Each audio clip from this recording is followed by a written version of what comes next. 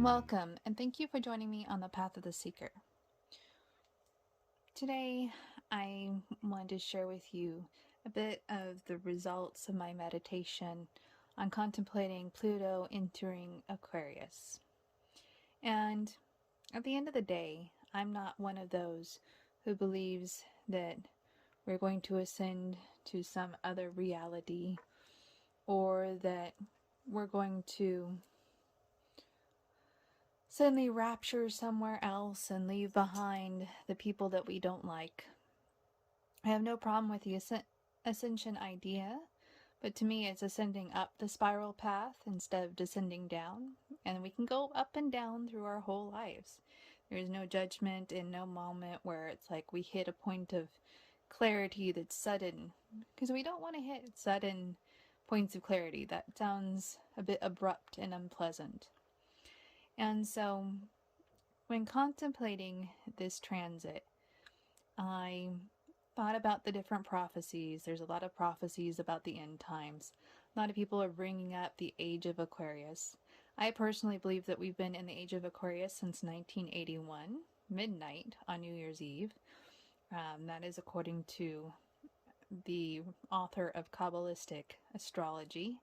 And he explained that in the Hebrew tradition, when there are 4 Jupiter and Saturn conjunctions in a particular element, the last one was Earth, and there were 4, and the new cycle started in 1981 with air, and we just actually experienced the second of those Jupiter-Saturn conjunctions in 2020, and that brought on the pandemic. And 1981 was definitely a far more prosperous time for everybody. And when I was looking at 2040, when this transit ends, it reminded me of a book that I read called 2038, The Great Pyramid Timeline Prophecy by John Van Auken. And I want to read to you a small part of that. Unlike most visions of humanity's future, which focused on making heaven to earth, the ancient Egyptians were ultimately oriented beyond earth. The final achievement was not realized in this world, but rather it was realized in multiple dimensions of non-physical realms, of consciousness and activity. And you can find that on page 100. And what's happened is that I've come to believe that instead of some abrupt change, what we're going to see, and possibly during this transit, is a cumulative change, cumulative shifts towards a new paradigm. And that paradigm is the combination of science and spirituality.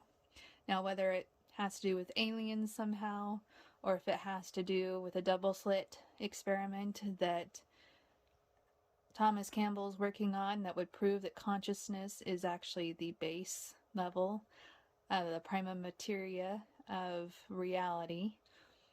Either way, we're going to see a big, huge shift in how we perceive the world. And I think it's going to happen in this particular transit. And I'm very excited about that. I think it's going to be wonderful. And it might be difficult to get there, but I think we should all enjoy the ride and that we all came here for a reason. And it's exciting times. So with that, I'm going to get into the meditation so you can contemplate our beautiful symbols for Aquarius, and that will be the end of the video.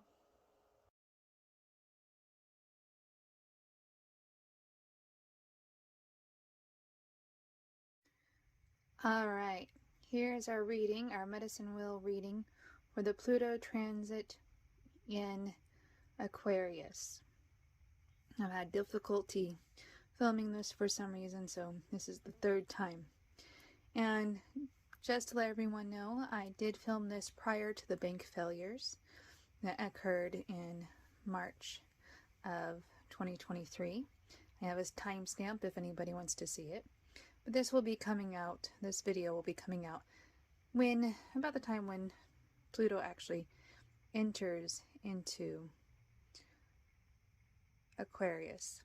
And so, to start off with, we have Buffalo in the eastern direction. This is the direction of air. The sun rises in the east. This is representative of childhood. This is the place of conception. This is the air level is kind of the template reality. It's where we make the blueprints for our life. It's our imagination. And buffalo represents abundance. So this entire spread is about abundance and our relationship with abundance. Swan is to the south in the direction of fire. These are the actions that we take on the physical plane to make our dreams reality, or to manifest, as you might say. And swan represents a graceful transformation. Swans are very graceful.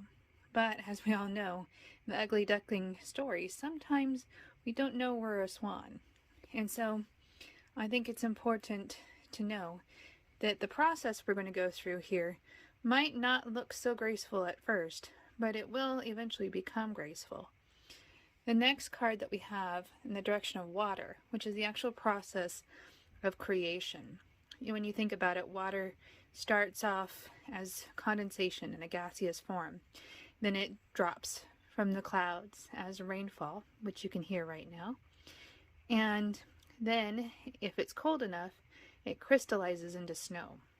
And that is the process of creation here on the physical plane. We start off with a gaseous idea. We take action on it, the rain falling from the sky. And then, of course, you've got the results. But here, what we see with possum, it's not only is 23 the number for change, because it breaks down to 5, but we have a diversion. So what's really going to be going on has to do with abundance and how abundance works on this reality on Earth. But we're going to be diverted and we're going to be distracted by it from the actual issue, by something else. However, armadillo is on the north, which is the Earth. And the Earth is the results. This is the results of whatever we've done, everything we've undertaken. And this is armadillo. And armadillo represents boundaries. So the result of this process of the medicine wheel will be new regulation, new boundaries, new limitations, a new perception of how prosperity and abundance works. And really, I don't think you can get any better than that. Do I see a monetary change coming up? Absolutely, I've seen that coming for quite some times. We are going to change how we perceive money and abundance and how it's processed. And that's going to scare some people, because there's some people who've made their fortunes in their lives off the way things are currently. So there's going to be resistance. There's going to be diversions. They're going to do everything. They're going to throw everything at us to keep us from transforming how we view abundance and how it's shared with the entire whole. Now, calcination represents the process of reducing something to its most basic elements using fire. And in addition to that, I also pulled green chalcedony, which is a stone that represents the ability to assert yourself in a unique manner, which is so Aquarius. Aquarius is the sign of being unique. And then we also received Fehu, which is this is the rune of abundance in the runes. So everything about this Pluto cycle in Aquarius has to do with abundance, and it will result in new boundaries, new regulations.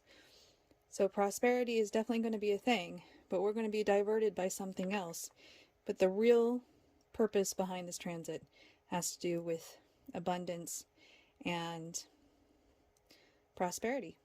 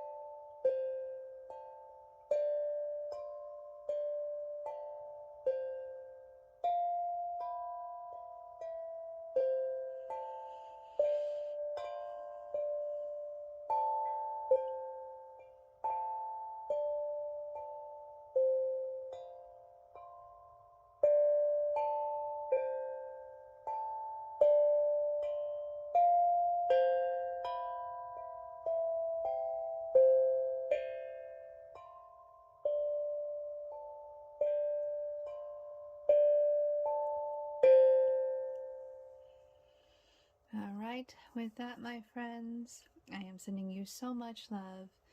Let's hope and pray that the result of this transit is a new alignment with the higher power, that it brings us closer in our relationship to the divinity in a healthy way, and a new perspective on living in this world in a healthier, happier manner, accepting our purpose here as developing our unique selves to one day become companions of the one creator.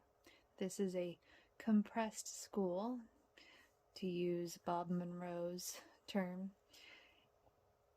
and apparently we are on the fast track lesson during this Pluto and Aquarius transit, and I am so grateful that you are here with me. Drop a heart in the comment box below to help this channel grow.